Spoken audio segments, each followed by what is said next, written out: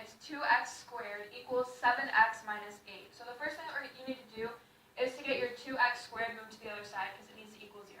So by doing that, we're going to subtract 2x squared. And so your new problem is going to be 2x squared, negative 2x squared, excuse me, plus 7x minus 8.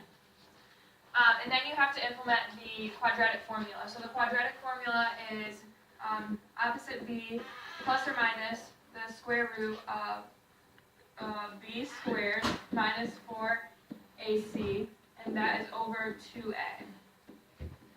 So if we plug in what we need to plug in, we will have our b is 7x, so it would be negative 7 plus or minus the square root of our b, which would be 7 squared.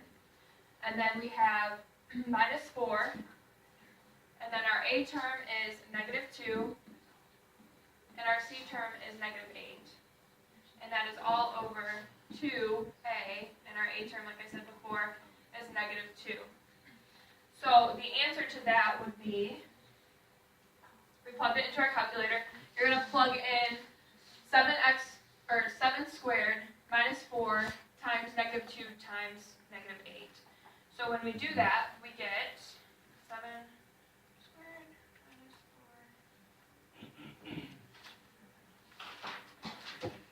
4. We plug that in, we get negative 15. So we have negative 7 plus or minus the square root of negative 15 over 2 negative 2. As most of you guys will probably know, you can't take the square root of a negative number, so you have to take I out of that. So when we do that, our new problem is negative 7 plus or minus I square root of 15. So when we take the I out, it takes the negative out and moves it to the front.